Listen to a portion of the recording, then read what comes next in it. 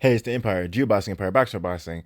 Now, man, George Kambosos, man, defeats Teofimo Lopez, man. It was a wild fight, man. Teo was dropped in round one with the overhand right from George Kambosos, man. And that basically set the stage for Teofimo Lopez, man. Teo was really not trying to outbox Kambosos. He was just trying to stop the dude, right? Boxing was completely out of the window. He went for broke right in the beginning of the fight. And after he got dropped, it only got worse. He was only trying to land bombs, and Gambosis was basically landing his jab and throwing combinations, just landing shots on Teofimo Lopez. And, that was the story of the fight, man. And at the end of every round, for the most part, uh, Gambosis was ending strong. Now, later on in the fight, man, the later third of the fight, round 9 through 12, Teal was doing better. Now, he dropped Gambosis later in the fight, but, and he was landing clean on him and wobbling him. But like I said earlier, he wasn't really setting it up. He was just throwing bombs, and you become predictable and easy to read when you're throwing haymakers because haymakers, power shots, they tend to be wider than normal shots. So, Teofimo Lopez, ironically enough, when he dropped Gambosis, it was with a straight right. It was straight punches that really gave Gambosis problems. But Teo, being the power puncher, he is throwing wider shots. He was trying to stop him, and that's what basically prevented him from getting the KO. Right?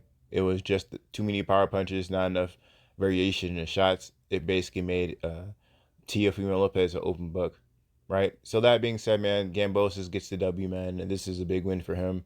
A lot of people are saying Teo is the king of the division and everything like that, and this is why it's important in boxing to not only get all the four titles, but to defend your titles as well. You're right. We already see with fighters that it's almost the freaking norm to lose to a mandatory. Top fighters you're seeing is unbeatable. Look at Anthony Joshua. He lost to Alexander Usyk recently, right?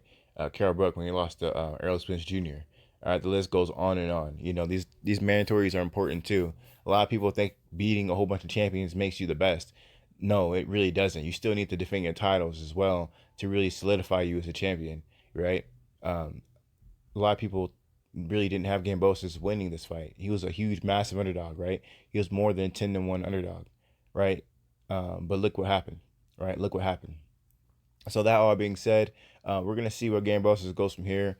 He said that his kid was born and his grandmother or grandfather died, and he didn't get to grieve his grandparents.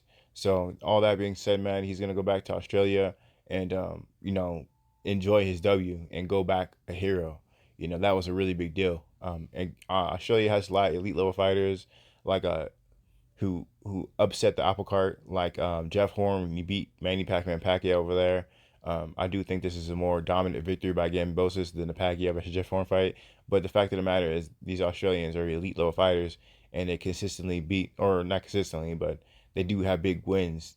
And it's like not normal wins; it's like extreme wins where they're being the top of the top fighters. So this is a good win from Gambosis, man.